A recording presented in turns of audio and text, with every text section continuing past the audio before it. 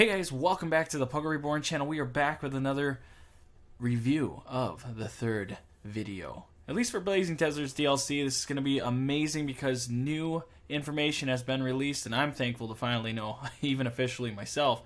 This weekend, early access is going to be granted to all the streamers out there, your favorite YouTube guys that are doing this stuff, this kind of content. So of course, you can always check them out. I'm going to be having that access as well. I'm planning on doing actually a little bit later into Saturday. I'll be doing some videos at least, and then Sunday through Wednesday I'm going to be rolling out a bunch of stuff. Also, the end of the series, if you love roleplay, if you're huge into roleplay, especially for this game, I have a crazy Game of Thrones-esque video coming out Sunday. I'm telling you, I guarantee you've never seen anything like it, at least out of Battle Brothers. Definitely want to be on the channel for that. It's a great introduction going into the Blazing Deserts series coming up. So, without further ado though, we'll dive right on in. I figured there's a lot of people that wanted that information, but let's check out things you may have missed. Starting out, I am going to be doing it the old school way here again today, just because getting all the pictures ready, I was having a little bit of trouble with that. But let's start out with the fire lance. So, a few things that I noticed with the fire lance and the things that were brought up was, number one, you cannot spear wall. That's a kind of a big deal. I mean, I was thinking about this is a great beast slayer type of weapon if you're going out and you're doing a role play for that, or just going against beasts in general. This is a fantastic weapon for that. It does still have an emphasis on your range skill. It's not huge, but it does matter. During combat, he does aim the weapon at the enemy. He gets a 30% chance to shoot and hit the first guy. The back guy he, of course, kills. So that is something definitely to think about as well. A brother that has 50, let's just say basic, started out around 50 range skill, that's going to be good enough, I'm sure, to do plenty of damage, of course. The other thing too, you can find them on conscripts. The enemy itself, they sometimes come in. We'll kind of look at that towards the end. And then the other thing too is I noticed this armor. They didn't say, obviously I'm trying to pull these little tidbits, but yeah, you'll see down here that this armor alone here is 290. Now, there's no attachments or anything, so that is kind of cool that we have an armor breaching that gap again. Only found in the south, of course. And then the final thing here is, this is a new brother we don't know about. This isn't a manhunter. Hunter, I look back to see what the emblem was. It's not.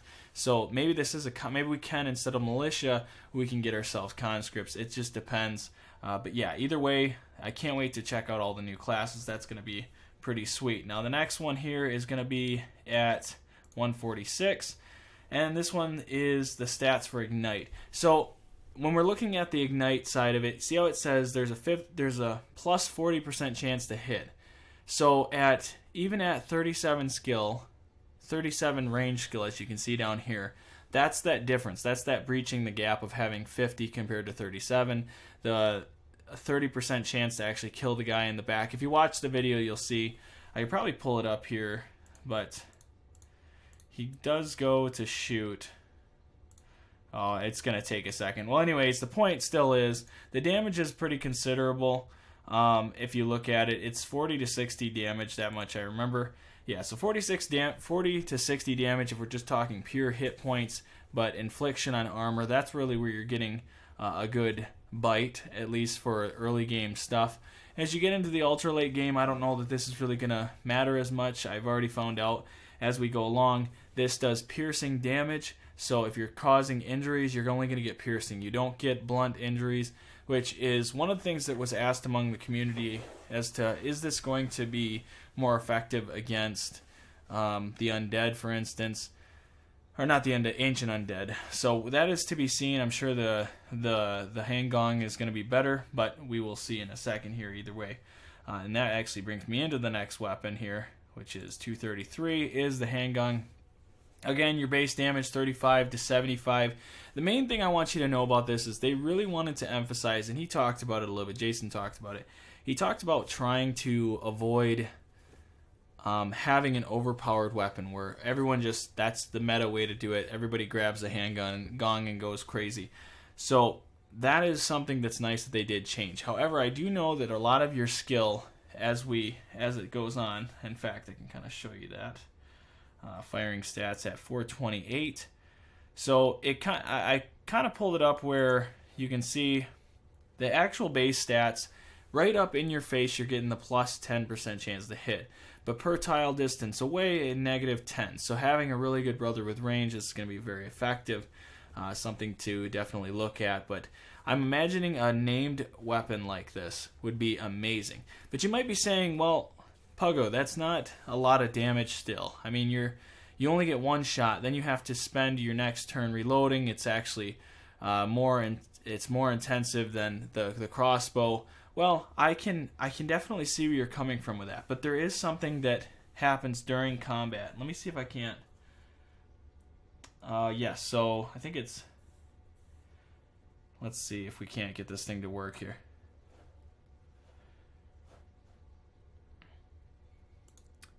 Well, I can kind of show you this at least. We can jump right into this.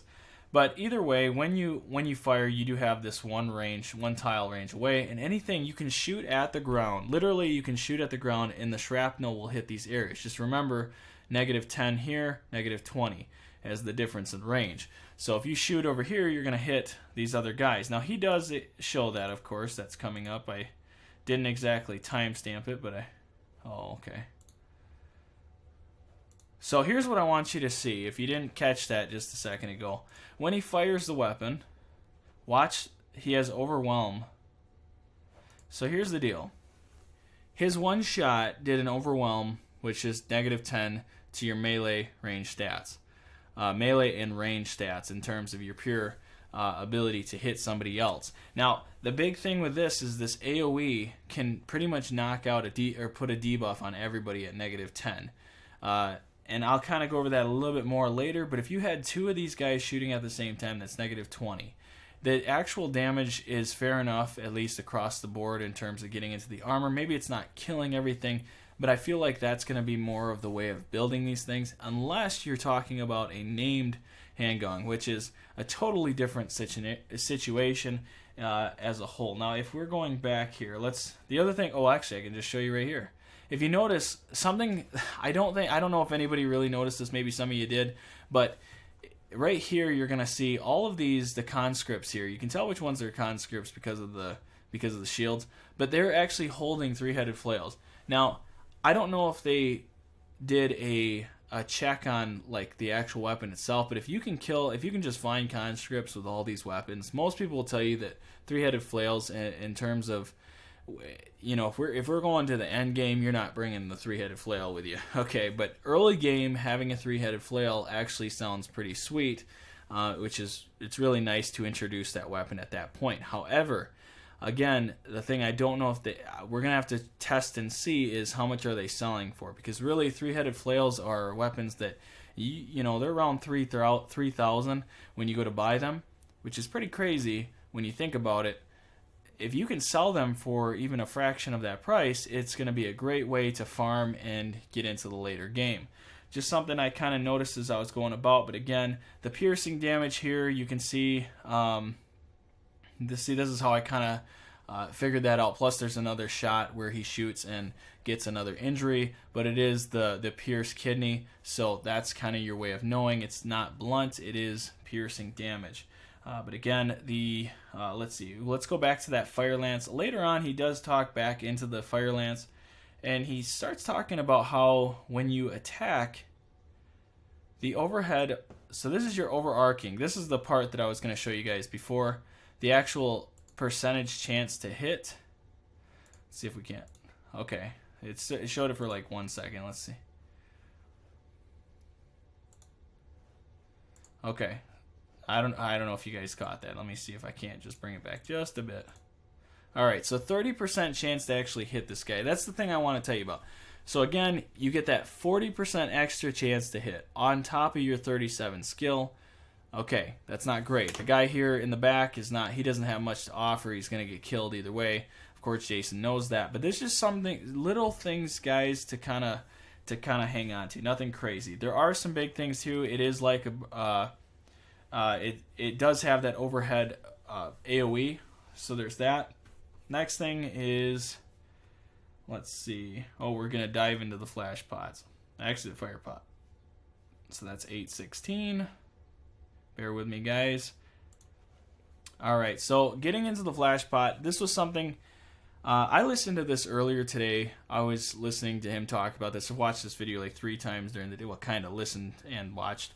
And one thing I noticed was this whole... I was like, what the hell is going on here? But yeah, after further review, I have determined everybody's probably already got it ahead of me. But the point is that this is as far out as you can actually throw. And at any point, you're getting this AoE of 7 tiles within the cone, just like Mazma or... Yeah, Mazma. Pretty much that was the only one prior. Now we have the smoke pots, we have the flash pots, and we have the fire pots. He's currently using the fire pots at this point. So it is pretty cool that you can throw that far away. And this is pretty intense. I mean, if you're really talking about it, you're hitting this whole area effect this far away. A lot of times you can get close enough that, you know, the enemy raiders, for instance, they'll run up so far. Boom, you can throw it on them. That's great. Now, the strategy behind it is really the big deal.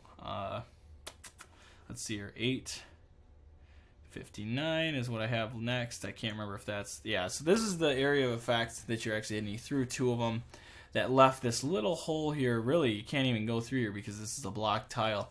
So they actually... The AI is programmed to understand that, you know, the risk of going through the fire. So they will actually go around. Now, I don't know how smart they are in terms of, like, you know, these guys here are not very strong, so they're, what are they called? I've already forgotten. So the nomads, the lowest end nomads, like the brigand thugs, for instance, are they dumb enough to keep running through the fire? That'd be an interesting thing to see. But either way, he created a zone where they're going to try to get out of it, which is pretty cool. At least the AI is smart enough, is supposed to be smart enough to be able to get out, or like these guys in the back, get out of it or avoid it or go around. So just some things to kind of think about how you're going to use this. Definitely a cool thing to have. Now, the next thing I noticed too, in fact, I could probably just talk about it right here. This guy right here, yeah, he's wearing the scales. He's actually wearing the serpents now. After you kill them, you can get the attachments. This is one of the attachments that you can get. We don't know. I was trying to look and see if there was any kind of tidbits of... Yeah, so he's using that brother right now. But yeah, we don't have any kind of tidbits as to... Does it negate the fire damage or Mazma, which would be really great. That would be... If you could null and void... the ancient priest, I mean, the monolith would be a snap of your fingers, right? But either way, the next thing would be like the smoke pot. Now, the smoke pot's an interesting one to me because the more I was looking at it, the more you can see like the area effect, same thing. It's got the same radius of zone to throw and so on. So here's the deal. Range defense goes up 100%. Your range skill goes down 50%. Takes away fire and Mazma, so in a case where you needed to protect a guy who got hit by the Mazma or whatever, that's going to be a big thing. Zone of control, again, there is none, so you can literally walk away. If you are caught in a situation, this brother's about to die, boom, boom, boom, get him the hell out of there. That's pretty cool. The problem is in most fights, you have to be... You got to be cognitive of the situation. You have to be constantly remembering of what you have. Now, for some, that's going to be super easy. For others, it might actually put the grenades off to the side, or the pots, if you will. So, I don't know. It's really how you look at it. But think of it like lindworms. If you get caught by the head, and you just want to be caught by the tail, you want to be in the tail, so that way you can run out at any point. If you're doing the defensive, just hold off for a while, or tank them for a while. You know, there's that situation. Same thing with Shrats. I feel like Shrats is a community. So far, since I did my top 10 video, most people are telling me, what the hell, are Shrats not in there? But you're like, yeah, that's a whole other story. The point is, though, is you could use this to get your brothers out of that, because when they do have a zone of control when you try to leave, it just can be just devastating. And, of course, the Cuddle Dagger. Now, I thought it was the Quaddle Dagger. It's the Cuddle Dagger. My bad. Just getting it out there now. But that buff, that death strike or whatever it is, that thing is going to be sick. If you go and watch this video coming up here in a second with the actual assassins, man, they are dirty. Dirty bastards, I tell you. Absolutely dirty. Next one, 1040, is going to be the flash pot. So, where's she at there? Oh yeah, so the flash pot he ended up throwing here, you can see it dazes. You guys all know what dazes. I won't go over that. The point is, though, he threw it in the spot. Everybody in the middle is all messed up. 2 turns, which actually is pretty sick. I'm worried, guys. Don't use... I would not... It's tough to explain this. Some of you may disagree, but I'd be less likely to use them on barbarians because of their berserk ability.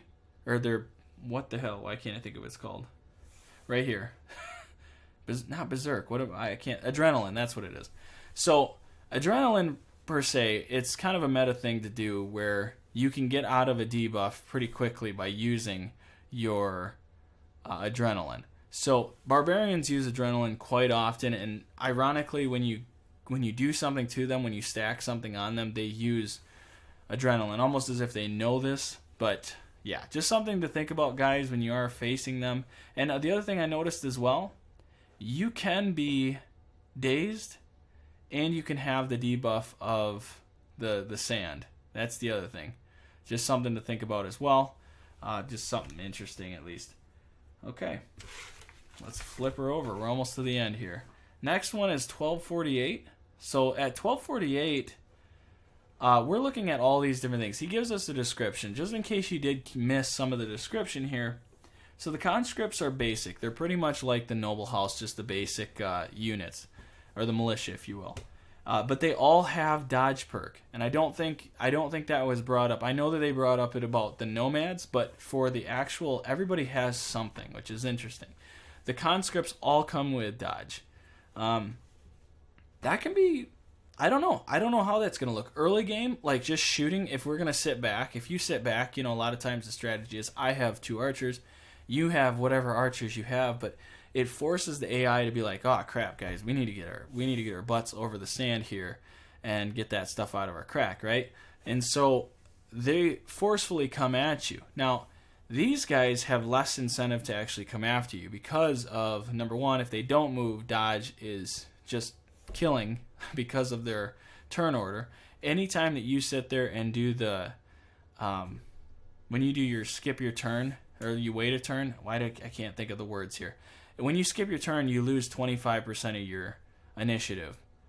So that either works to your advantage with them, or them running across the desert's going to go against them. Either way, them just staying there actually does them or keeps them at an advantage over you in terms of your range. Not greatly, but I'm just saying, especially early game, it's its own flavor, which I personally love, but still something to think about. Again, gunners are gunners.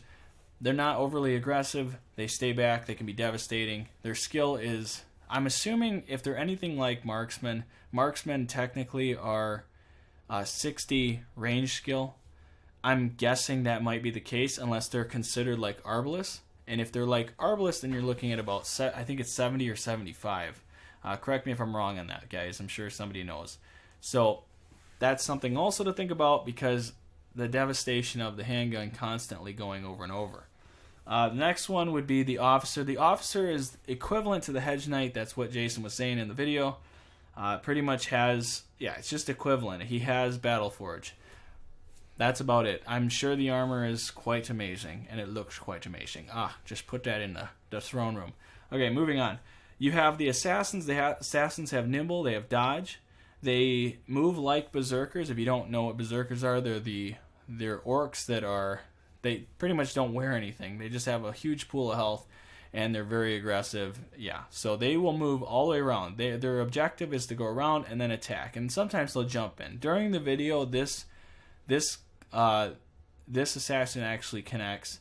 He stabs 3 different times. He also throws a stun grenade, or the flashing pot. Apparently you throw it and this chick just... Okay, anyways, moving on. Yeah, so that's part of the thing. One of the cool things, though, is that they do carry pots. So if you kill them before they use the pots, you might actually farm pots. That's 700 crowns that you didn't have to blow on anything else. And then finally here, the mortar. Now, the mortar is interesting. You can't move. It can't move from its spot. It can be driven off in terms of, like, if you can get these guys killed. that is your incentive to run forward and just keep pew, pew, pew, just shooting at him. So there is that. The actual turn order, and you can actually see this as he's going about, it's load the gun, first turn load, second turn fire, third turn explosion. It actually connects with the ground. There is an actual area at which you can see, and we'll go to that right now so you get an idea if you didn't already see this. But at 15, 23, you can see exactly where it's going to be. So you know how to get out of it. One of the things he was talking about is footwork, being able to move out of the zone of control. Sounds good and all. This thing doesn't do a lot of damage, and I can show you that in a second here. But the actual connection is, let's see here, it's 749 is what I got. Well, we can watch it here. You can hear I don't know if you guys can hear the audio, but there was shell shock. You can see the area of effect. Obviously, this is after this is something that's pretty cool. So the assassin attacked, this is a total of 3 shots on this brother here. And he does have overwhelm. And so, yeah, he attacked twice. He attacked once through the grenade. This guy threw the grenade. He got and then he ended up pulling out a flash or a fire pot. So he had 2 pots on him. So you can farm a few of these, which is pretty cool. Nonetheless, let me see. Yeah, so after that, he does go into the shell shock. That's 1808. So let's dive into that bad boy. All right, so shell shocked here, negative 10% to all of your stats. The main point of using this is to get the resolve check. It's not about the damage, which I'm very happy to actually hear that, but it's a mortar shell. I feel like there should be an area of effect, and one of the area effects is like a solid red, and that would be the actual mortar shell hitting. And if you get hit by that mortar shell, it's like getting hit by a lindworm. Some of you might think that's ridiculous, but there is 3 turns to get out of it. And rotation helps if you're, I don't know. I mean, it's a mortar. Let me know if I'm wrong in the comment sections. Tell me about that. The final 2 things I want to show you guys is 1648. I wrote very little notes on it apparently. 16-4. Oh yeah, okay. Dazed and resilient perk. So with those grenades, the flash pots, they get you for 2 turns. So now if we're looking across the board on everything that happens, how do you feel about resilient perk? Is it worth it now to only have 1 turn where you're dazed? It's not crazy. I guess to me, if I'm talking meta, if I'm talking like I know how to negate a lot of this stuff, I'm going to use I keep saying berserk. I'm going to use adrenaline. It's just a way to force your way out of these scenarios. And I don't know. I want resilience to work, but resilient to work, I just don't think that there's. Man, someday I'm trying to work on getting a review or a interview with these guys just to see, because I want to ask that question so bad. I think most of the community wants to know if they'll ever change or rework some of the perks or whatever, add perks. But that's to be seen. That's down the road. The final thing, actually 2 things technically, but this one here is going into the pole mace. Now he does use the pole mace, which is pretty cool. I'm happy to see this because the actual ability to hit, let's see. Oh, shoot, I missed it. Well, either way, I can tell you guys this much. When he holds it over, it's a 30% chance. Actually, I think I did have it up there. Hang on. Sorry, guys. There we go. Okay. I'm sorry. This is going crazy. Okay, so here we go. 54% chance to hit. It actually does 30. He actually had no fatigue on this brother. 30 fatigue to knock him out. So it's definitely, as anything would be situational. I believe it's 23 if he gets the mastery, which actually is pretty nice. And hopefully, I keep thinking that the named weapon of this is going to be absolutely sick. Now, the last thing I do want to talk about, guys, this is enough for this portion of the video. I do want to tell you guys 2 things. Number 1, there is a Oh man, there's 3 things. Jeez, I keep adding things to it. But number 1, I want to say is the legendary beast. Okay, I know some people are probably wondering about that.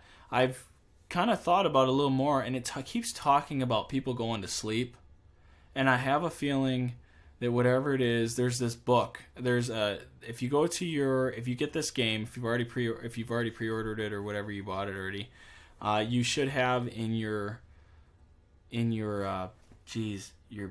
what the hell is it called? Your achievements. And in the achievement, it talks about one of the books. There's a book of some sort, and I believe that book you might have the ability to make other people go to sleep. It might even be an AoE. I don't know. I'm just saying. I have a feeling that that's the case. You uncover some kind of book that allows that to happen. Now that would be pretty sweet because it does keep talking about the Quail Dagger being able to get extra from sleeping opponents, but there's nothing in the game that allows you to sleep unless you're going to sleep by an elp. In which case, what is an elp going to stab you? That would be kind of weird, I guess. I don't know. That's kind of an interesting thing. The next thing too, guys, is during early access, I'm going to be giving away 3 games to somebody who wants it. Guys, if you don't have this game and you want the game, and you're not able to buy it for whatever reason, or you're a college student, you're a parent, whatever it is, man, I'm all about supporting these guys, and I want to, like, whatever I can do in terms of that, I'm going to. As through my success on YouTube, I want to pay that back to you guys and to them.